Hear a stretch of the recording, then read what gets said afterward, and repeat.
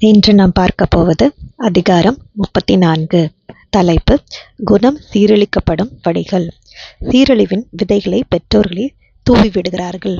தவறு செய்யும் பெற்றோர்கள் பிள்ளைகளுக்கு தவறான பாடங்களை சொல்லிக் கொடுத்து விடுகிறார்கள். இது அவர்களது அழிவிற்கு வழிவகுப்பது உறுதி. பெற்றோரும் தங்களது பாதங்களுக்கும் சேதத்தை வரவழைத்துக் கொள்ளும்படி முட்களை விதைத்துக் கொண்டிருக்கிறார்கள். அவர்கள் பிள்ளைகளுக்கு கொடுத்த தவறான பாடங்களே முட்கள். பிள்ளைகளின் எதிர்கால மகிழ்ச்சி பெற்றோர்களின் கைவசம் உள்ளது.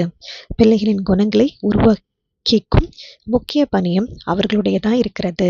சிறு பிராயத்தில் கொடுக்கப்பட்ட அறிவுரைகள் வாழ்நாள் முழுவதும் அவர்களை பின்தொடரும்.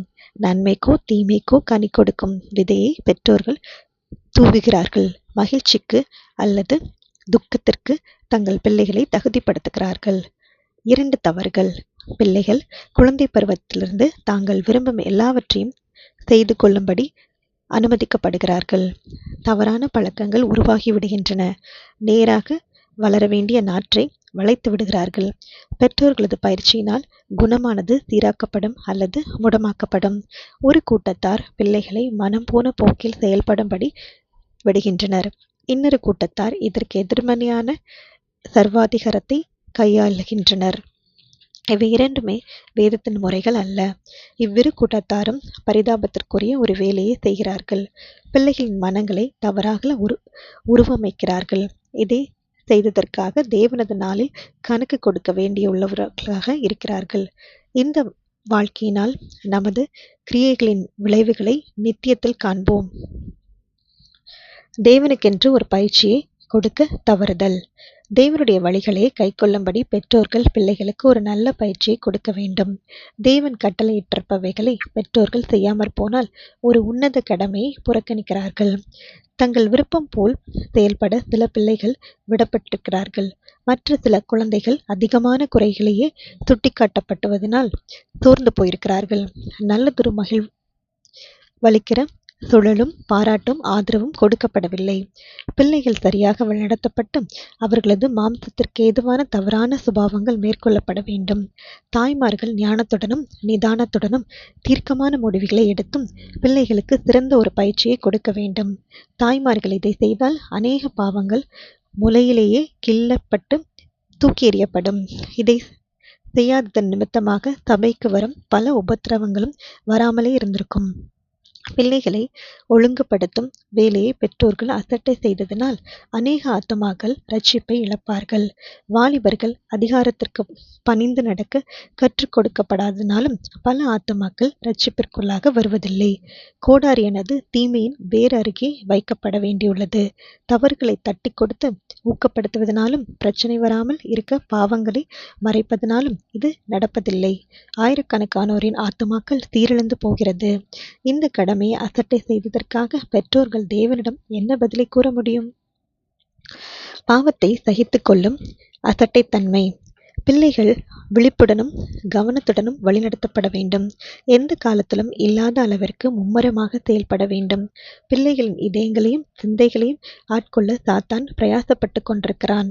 தேவ ஆவியானவரை அவர்களது இதயங்களிலிருந்து வெளியே தள்ளிவிட வகை தேடிக்கொண்டிருக்கிறான். இந்த காலத்து வாலிபர்களின் நிலை நாம் கடைசி காலத்தில் வாழ்ந்து கொண்டிருக்கிறோம் என்பதற்கான பெரிய அடையாளமாக இருக்கிறது. ஆயினும் அநேகரது சீரழிவிற்கு பெற்றோரது தவறான நிர்வாகமே காரணமாக இருக்கும். கடிந்து கொள்ளப்படும் பொழுது முறுமுறுக்கும் ஆவி பலமாக வேர்பிடித்து விட்டது. பெரியோர்களுக்கும் அதிகாரத்திற்கும் எதிராக துணிந்து செயல்படும் கனியை இது கொடுத்திருக்கிறது. பிள்ளைகளின் தவறுகளை கண்டு பெற்றோர்கள் மகிழ்ச்சி அடைவதில்லை. அவர்களது துர்க்குணங்கள் பெருந்துயரத்தை கொடுக்கின்றன. ஆயினும் பிள்ளைகளை இந்நிலைக்கு கொண்டு வந்துவிட்ட அவர்களது தவறுகளை பார்ப்பதில்லை. பாவத்துடனும் குற்றத்துடனும் சமரசமாக போகும் போக்கு தேவ ஆக்கினைக்குரியதாக உள்ளது. இத்தீமையின் தாக்கத்தை எவரும் சரியாக உணர்ந்து கொள்வதில்லை. கிறிஸ்தவ குடும்பங்களாக தங்களை பறைசாற்றிக் கொண்டிருப்பவர்களிடையும் இத்தீமை நிலவுகிறது. பிள்ளைகளை கட்டுப்படுத்துவதில்லை. பிள்ளைகள் சீராக கட்டுப்படுத்தப்பட்டு சரியாக திசை திருப்பப்படுவதில்லை. ஆயிரக்கணக்கானோர் இதனால் முடமான குணங்களுடனும் ஒழுக்கமற்று நடைமுறை வாழ்க்கைக்கு தகுதியற்றவர்களாக வளர்ந்து கொண்டிருக்கிறார்கள். தங்களது நேரத்தையும் உணர்வுகளையும் திறமைகளையும் விருப்பம் போல் செயல்பட விடப்படுகிறார்கள். இத்தாளந்துகள் அசட்டை செய்யப்படுவதற்கான காரணம் பெற்றோர்களின் வாசல்களுக்கே நிற்கிறது. தேவனுக்கென இவைகள் பயன்படுத்தப்பட்டிருக்க வேண்டும். பிள்ளைகளை சரியாக வழிநடத்தும் பொறுப்பை ஏற்ற வேலைக்காரர்களாக பெற்றோர்கள் இருக்கிறார்கள்.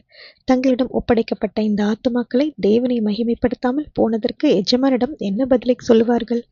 பெற்றோர்கள் தங்கள் பிள்ளைகளை நேசித்ததாக நினைத்தார்கள். ஆனால் பிள்ளைகளின் மோசமான விரோதிகளாக இருந்திருக்கிறார்கள் என்பது நிரூபணமாகிறது. தீமையை கட்டுப்படுத்தாமல் விட்டுவிட்டார்கள். தங்கள் பிள்ளைகள் பாவங்களை வைத்துக் கொள்ளும்படி அனுமதித்து விட்டார்கள். விரியன் பாம்பை கூட வைப்பதற்கு இது சமமாக இருக்கிறது. இந்த விரியன் தன்னை வைத்திருப்பவரை மட்டும் கடிக்காமல் அவரோடு தொடர்புடைய எல்லாரையும் கடித்துவிடும். துணிகரமான தவறுகளை கண்டு கொள்ளாமல் இருத்தல். ஒழுக்கத்தின் தரத்தை உயர்ந்த பாடுபடுவோருடன் சேர்ந்து பெற்றோர்கள் பணியாற்ற வேண்டும். முழு ஆத்துமத்துடனும் இதயத்துடனும் தேவ பயத்துடனும் பிள்ளைகளின் தவறுகளை திருத்த வேண்டும். ஆனால் அநேக பெற்றோர்கள் இதை செய்வதில்லை. மற்ற பிள்ளைகளை காட்டிலும் என் பிள்ளைகள் மோசமானவர்கள் அல்ல என்று சொல்லிக்கொண்டு தங்கள் மனசாட்சியை அமைதிப்படுத்தி விடுகின்றனர். தேவன் அருவருக்கும் பெரிய தவறுகளை மறைக்க முயலுகிறார்கள். பாவங்களை காட்டினால் பிள்ளைகள் வருத்தப்பட்டு விபரீதமாக எதையாவது செய்து விடுவார்கள் என்று அஞ்சுகின்றனர். அதிகாரத்தை எதிர்த்து செயல்பட்டு கலகம் செய்யும் குணம் உங்கள் பிள்ளைகளுக்கிடையே காணப்பட்டால் அதை வளரவிடுவது நல்லதல்ல. பழக்கத்தினால் அது பலன் பெற்றுவிடும். உடனே அதை கட்டுப்படுத்துங்கள். பெற்றோர்கள் தங்கள் கடமைகளை சரிவர செய்தால் இப்பொழுது நாம் காணும் நிலை இருந்திருக்காது. இப்பெற்றோர்களில் அநேகர் தேவனிடமிருந்து பின்வாங்கி இருக்கிறார்கள். தேவனிடமிருந்து அவர்கள் ஞானம் பெற்றிருக்கவில்லை. சாத்தானின் வழிகளையும் கண்ணிகளையும் அவர்களால் அறிந்து கொள்ள முடிவதில்லை. அவைகளை மேற்கொள்ளவும் முடிவதில்லை. செல்லம் கொடுத்து விருப்பம் போல் நடக்க விடுவது. பெற்றோர்கள் பிள்ளைகளை பெரும்பாலாக தங்கள் விருப்பத்திற்கு ஏற்றவைகளை செய்யவும் மனம் போன போக்கில் நடந்து கொள்ளவும் விட்டுவிடுகின்றனர். இந்த வகையில் அவர்களை பராமரிப்பது எளிதானதாக அவர்களுக்கு தோன்றுகிறது. தவறுகளை சுட்டிக்காட்டி திருத்துவதை விட இது அமைதியான வழியை போல் தெரிகிறது. ஆனால் இது கோழைத்தனம். பெற்றோர் பொறுப்புகளை உதறி தள்ளுவது ஒரு துன்மார்க்கமான செயல். இப்பிள்ளைகளின் தவறான சுபாவங்கள் கேடான பண்பு நலன்களாக காலப்போக்கில் மாறிவிடும். தங்கள் மீதும் குடும்பங்கள் மீதும் அவமதிப்பையும் அசிங்கத்தையும் கொண்டு வருவார்கள். சோதனைகளை சந்திக்க ஆயத்தப்படாமல் வாழ்க்கைக்குள் பிரவேசிக்கிறார்கள். பிரச்சனைகளையும் குழப்பங்களையும் தாங்க பலனில்லாதவர்களாக இருக்கிறார்கள். எளிதில் உணர்ச்சி வசப்பட்டு ஒழுக்கமின்றி மற்றவர்களை தங்களுக்கு பணிய வைக்க முற்படுவார்கள். இது நடக்காமற் போனால் உலகம் தங்களை தவறாக பயன்படுத்திக் கொள்வதாக நினைப்பார்கள். உலகத்திற்கு எதிராக திரும்பி விடுவார்கள். மாயையின் விதைகள். எங்கு சென்றாலும் பிள்ளைகள் தங்கள் விருப்பம் போல் செயல்படுவதை பார்க்கிறோம். தேவையில்லாமல் அதிகமாக புகழப்படுகிறார்கள். இது பிள்ளைகளை ஏமாற்றுகிறவர்களாகவும் துணிகரமானவர்களாகவும் பயனற்றவர்களாகவும் மாற்றும். பெற்றோர்கள் தற்பெருமையின் விதைகளை தவறான நடத்தையினால் பிள்ளைகளின் மனங்களில் விதைத்து விடுகிறார்கள். பிள்ளைகள் கேட்பதையெல்லாம் கொடுப்பதனாலும் அவர்களை புகழ்ந்து கொண்டே இருப்பதனாலும் இது நடக்கிறது. எதிர்காலத்தை பற்றி இவர்கள் சிறிதும் யோசிப்பதில்லை. பெருமையும் சுயநலமான ஆசைகளும் தேவதூதர்களையே பிசாசுகளாக மாற்றின. இதனால் பரலோகின் வாசல்கள் அவர்களுக்கு மூடப்பட்டது. ஆயினும் இதை புரிந்து கொள்ளாமல் பெற்றோர்கள் பிள்ளைகளை சாத்தானின் ஆட்களாக செயல்பட பயிற்சி கொடுக்கிறார்கள். வாலிப பிள்ளைகளுக்கு அடிமை. அநேக பெற்றோர்கள் தங்களது வாலிப பிள்ளைகளின் அடிமைகளாக மாறியிருக்கின்றனர். பெற்றோர்கள் தங்கள் வாழ்க்கை முழுவதும் அதிகமாக உழைத்து களைத்து இந்நிலைக்கு வந்து விடுகின்றனர். இவ்வாலிபர்களுக்கு சிறு பிராயத்தில் தவறான கல்வியும் பயிற்சியும் கொடுக்கப்பட்டிருந்தது. பிள்ளைகள் அதற்கேற்றபடி சுயத்தை மகிழ்வித்துக் கொள்வதற்கும் தங்களை மகிமைப்படுத்திக் கொள்ளவும் வாழ்கிறார்கள். பிள்ளைகளின் இதயங்களில் விதைகளை விதைத்துவிட்டு அதன் அறுவடையை சந்திக்க கவனமாக இருப்பதில்லை. இந்த தவறான பயிற்சியில் 10, 12 அல்லது 11 வயதை எட்டும் பொழுது தங்களை பெரிய ஞானிகளாக நினைத்துக் கொள்ளுகிறார்கள். மேதைகளாக தங்களை கற்பனை செய்து கொள்ளுகிறார்கள். பெற்றோருக்கும் பணிய வேண்டியதில்லை என்று முடிவெடுத்து விடுகிறார்கள். அன்றாட வாழ்க்கையின் கடமைகளை செய்வதை தரக்குறைவானதாக பார்க்கிறார்கள். சிற்றின்பங்களின் மீதான நாட்டம் அவருடைய மனதை கட்டுப்படுத்துகிறது. சுயநலமும் பெருமையும் கலகமும் அவர்களுடைய வாழ்க்கையில் கசப்பான விளைவுகளை அனுப்பி வைக்கும். சாத்தானின் தூண்டுதலுக்கேற்றபடி தவறான இலக்குகளை உருவாக்கிக் கொள்கிறார்கள். உலகில் தங்களது பெருமையை காட்டவே விரும்புகிறார்கள். தவறான அன்பும் கரிசனையும். தேவனின் பரிசுத்த பிரமாணத்திற்கு கீழ்ப்படியாமற் போக பெற்றோர்கள் பிள்ளைகளின் ஆசைகளுக்கு இணங்கிவிடலாம். பிள்ளைகளின் மீது கொண்டுள்ள பாசம் அவர்களை இப்படி நடக்க வைத்துவிடும். இந்த பாசத்தினால் வழிநடத்தப்பட்ட பிள்ளைகள் தவறுகளை செய்யும்படி அனுமதிக்கிறார்கள். இதனால் பெற்றோர்களும் தேவனுக்கு கீழ்ப்படியாதவர்களாகி இருக்கிறார்கள். தேவன் கட்டளையிட்டிருக்கிற ஒழுங்கையும் அறிவுரைகளையும் பிள்ளைகளுக்கு கொடுப்பதில்லை. பெற்றோர்கள் இதை செய்து தேவ கட்டளைகளை அசட்டை செய்தால் தங்கள் ஆத்துமாக்களையும் பிள்ளைகளின் ஆத்துமாக்களையும் பெரிய ஆபத்துக்குள்ளாக தள்ளுகிறார்கள். பிள்ளைகளிடம் கீழ்ப்படிதலை எதிர்பார்க்காமல் இருப்பது ஒரு பலவீனம். தவறான அன்பும் கரிசனையும் மற்றும் சில பலவீனங்களும் பிள்ளைகளை கட்டுப்படுத்தாமல் அவர்கள் விரும்புவதையெல்லாம் அனுபவிக்க விடும். இவ்விதமான செயல்முறையானது தேவதூதர்களையும் துக்கத்தில் ஆழ்த்திவிடுகிறது. ஆனால் இது சாத்தானை மகிழ்விக்கிறது. நூற்றுக்கணக்கானோரை ஆயிரக்கணக்கானோரை தன்னுடைய வழிகளுக்குள்ளாக கொண்டு வருகிறது. இதற்காகவே பெற்றோரின் கண்களை குருடாக்குகிறான், உணர்வுகளை மந்தப்படுத்துகிறான், மனங்களை குழப்புகிறான். தங்களது பிள்ளைகள் அன்பானவர்களாகவும் கீழ்ப்படிபவர்களாகவும் மகிழ்ச்சியூட்டுபவர்களாகவும் இல்லை என்பதை பார்க்கிறார்கள். ஆயினும் குடும்பத்தில் பிள்ளைகளின் எண்ணிக்கை அதிகமாகிறது. இது பெற்றோரது வாழ்க்கையை விஷமானதாக மாற்றி பிள்ளைகளின் துர்க்கிரியைகளினால் மனம் நொந்து போகும்படி செய்துவிடும். இதனுடன் கூட சாத்தான் பக்கம் சேரும் நபர்களின் தொகையை அதிகமாக்கிறது. இவர்களை சாத்தான் வஞ்சித்து அழிவிற்கு கொண்டு சென்று விடுவான். கீழ்ப்படிதலை பெற்றுக்கொள்ள தவறினால்.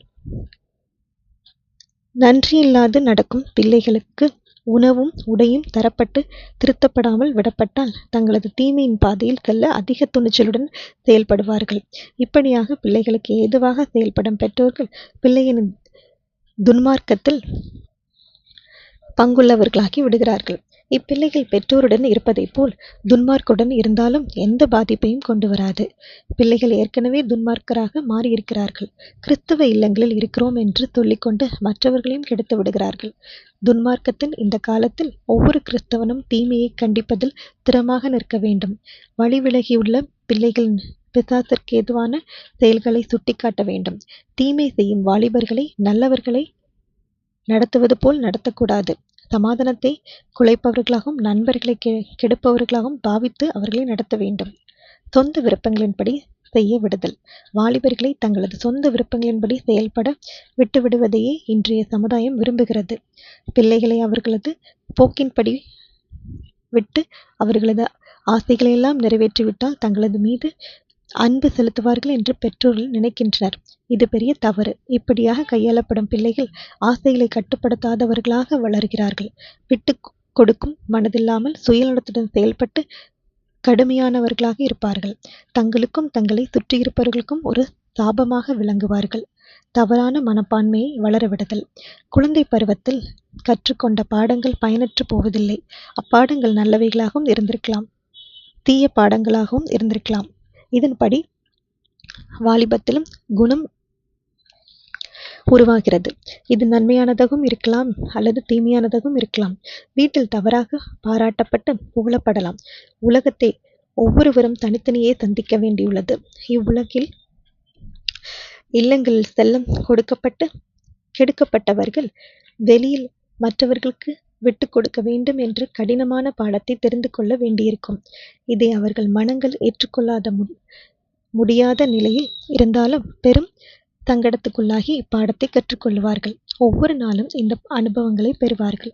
நடைமுறை வாழ்க்கையில் அவர்களது உண்மையான நிலை என்ன என்பதை அப்பொழுது புரிந்து கொள்வார்கள். மேல் அதிகாரிகளால் கடிந்து கொள்ளப்படுவார்கள். ஏமாற்றங்களை சந்திப்பார்கள். அவர்களது குறைகளும் தெளிவாக மற்றவர்களால் சுட்டிக்காட்டப்படும். அநேக நேரங்களில் தாழ்த்தப்படுவார்கள். தங்களது நிலையை புரிந்து கொண்டு அதை ஏற்பார்கள். இது மிகவும் கடுமையான அனுபவமாக இருக்கும்.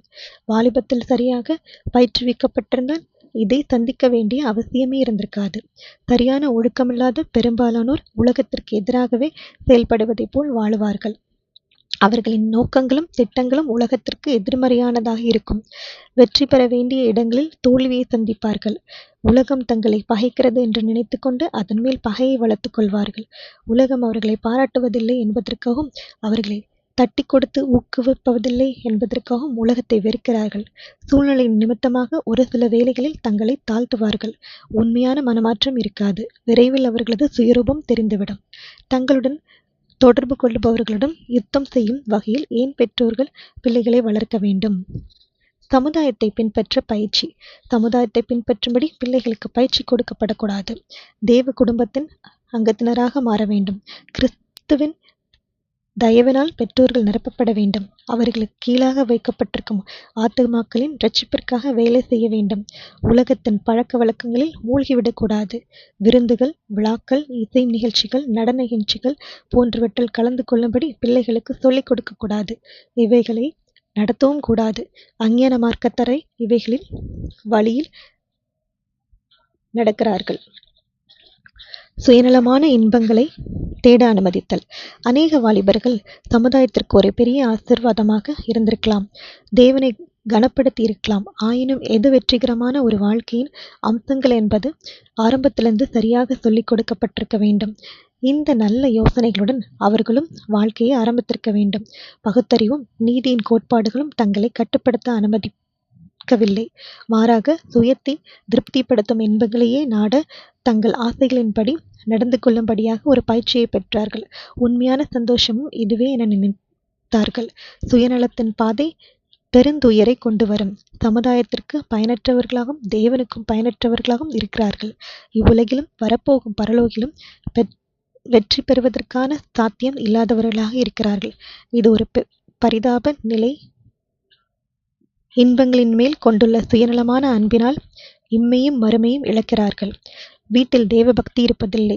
கிறிஸ்தவ குடும்பங்களாக தங்களை பறைசாற்றிக் கொள்ளுபவர்கள் வேத வார்த்தைகளை கண்ணும் கருத்துமாக படிப்பவர்களாக இருக்க வேண்டும். வேதம் எவைகளை அனுமதிக்கின்றது, எவைகளை தடுக்கிறது என்பதை தெளிவாக அறிந்து கொள்ள வேண்டும். ஆனால் இக்குடும்பங்களில் வேத வார்த்தைகள் படிக்கப்படுவதில்லை. அதன் அறிவுரைகளை பின்பற்றப்படுவதில்லை.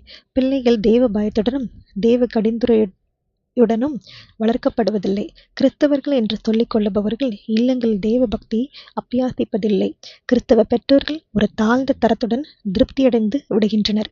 இதனால் அவர்களால் பிள்ளைகளுக்கும் கிறிஸ்துவின் பிரதிநிதிகளாக இருக்க முடிவதில்லை. கிறிஸ்துவின் குணத்திற்கு ஒத்த ஒரு குணத்தை பெற்றிருப்பவர்கள் மீது மட்டுமே தேவ முத்திரை கொடுக்கப்படும். பெற்றோர்கள் தேவனுக்கும் கீழ்ப்படிந்திருந்தால் பெற்றோர்களின் தவறான நடத்தை தேவனது பார்வையில் சரியானதாக இருப்பதில்லை. இன்றைக்கு நூற்றுக்கணக்கான பிள்ளைகள் சாத்தானின் பக்கம் சேர்ந்துள்ளனர். தேவனை விட்டு பிரிந்து தவறான நோக்கங்களுடன் செயல்படுகிறார்கள். கீழ்ப்படியாதவர்களாம், நன்றி கெட்டவர்களாகவும் பரிசுத்தமில்லாதவர்களாம் இருக்கிறார்கள். இந்த பாவத்திற்கான காரணம் பெற்றோர்களது வாசலருகே நிற்கிறது. கிறிஸ்துவ பெற்றோர்களை ஆயிரக்கணக்கான பிள்ளைகள் பாவங்களில் அழிந்து கொண்டிருக்கிறார்கள். இல்லத்தை சரியாக நிர்வகிக்காததால் இந்த நிலை வந்துவிட்டது. இஸ்ரவேலின் சேனைகளின் தேவனாகிய கர்த்தருக்கு பெற்றோர்கள் கீழ்ப்படிந்திருக்க வேண்டும். மேகஸ்தம்பத்திற்குள்ளும் அவரது மகிமையை மறைக்கப்பட்டிருந்தது. அவருக்கு பெற்றோர்கள் கீழ்ப்படிந்திருந்தால் அநேக குடும்பங்களில் இன்று காணப்படும் அவல நிலை வந்திருக்காது. ஆமேன்.